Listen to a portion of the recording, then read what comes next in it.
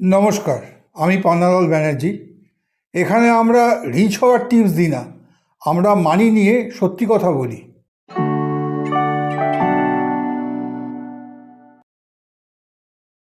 Job ছেড়ে দিতে চাই, এই লাইনটা অনেকেই বলে, কিন্তু মেইন কোশ্চেন হলো কত টাকা হলে অ্যাকচুয়ালি সেফলি জব ছাড়া পসিবল?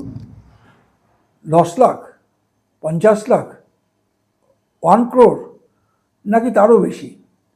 সোশ্যাল মিডিয়াতে অনেকেই বলে ফাইন্যান্সিয়াল ফ্রিডম পেয়েছি, জব কুইট করে দিয়েছি, কিন্তু real life totally different.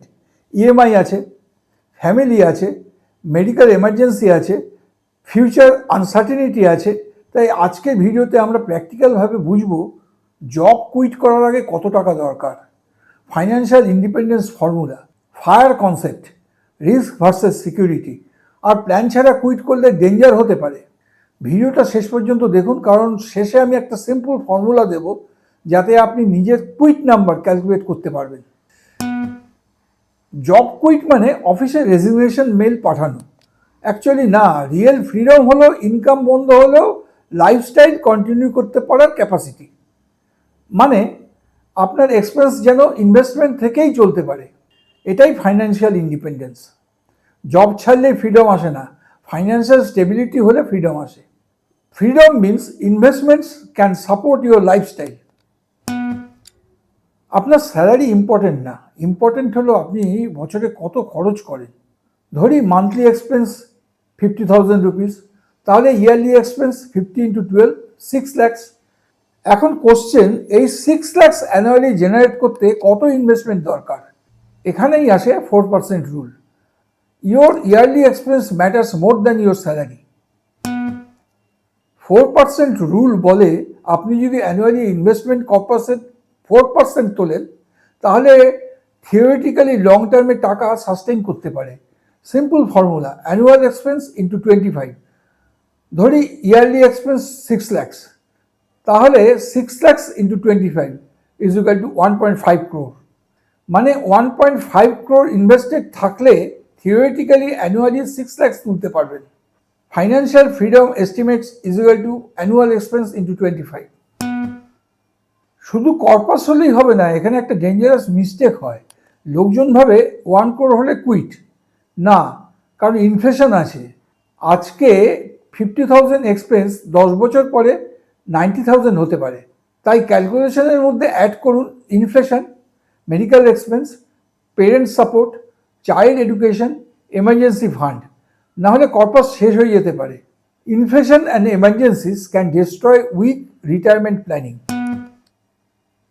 Job quit করার আগে নিজেকে 4টে প্রশ্ন করুন। 1, এমার্জেন্সি ফান্ড আছে, at least 12 month expenses.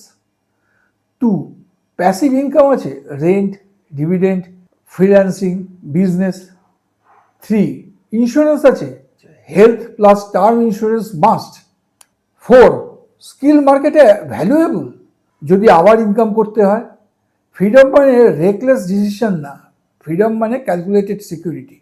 Emergency fund and backup income are very important. Fire is equal to financial independence retire early.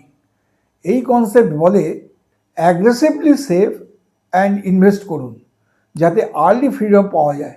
কিন্তু social media fire content blindly copy করবেন না, কারণ lifestyle, family responsibility, health, goals সব মানুষের different. তাই personal calculation ছাড়া quit করবেন না। Fire works only when it matches your real life goals. অনেক সময় লোকজন ফ্রাস্ট্রেশনে জব কুইট করতে চায়। বস ভালো না, স্ট্রেস বেশি, অফিস পলিটিক্স, কিন্তু ইমোশনাল ডিসিশন ফাইন্যান্সিয়াল ডিজাস্টার করতে পারে। তাই রেজিগনেশনের আগে plan, savings, backup income, skill, mental preparation সব রেডি করুন, না হলে ফ্রিডমের জায়গায় প্যানিক আসতে পারে। Don't quit emotionally, quit with planning. এবার একটা quick formula. Step 1, monthly expense লিখুন। স্টেপ 2, ইন্টু 12 করুন। স্টেপ 3, তারপর ইন্টু 25 করুন। তাহলে একটা রাফ ফাইন্যান্সিয়াল ফ্রিডম নাম্বার পেয়ে যাবেন। Example, 70,000 monthly expense, yearly 8.4 lakhs corpus. 8.4 lakhs into 25 is equal to 2.1 crore approximately. এটা এক্সাক্ট ফর্মুলা না, কিন্তু practical starting point. Calculate your freedom number using expenses into 12 formula. Job ছাড়া dream না, without fear survive করার capability হলো real freedom. তাই income build করুন, investment grow করুন, স্কিলস ইমপ্রুভ করুন, লাইফস্টাইল কন্ট্রোল করুন, কারণ freedom comes from preparation, not emotion.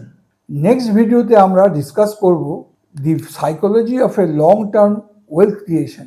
কেন কিছু মানুষ কনস্ট্যান্টলি ওয়েলথ বিল্ড করে আর অনেকেই মাঝপথে গিভ আপ করে দেয়। মাইন্ডসেট, পেশেন্স, ডোপামিন, কম্পারিজন, এইসব ডিপ ডিসকাশন হবে, মিস করবেন না।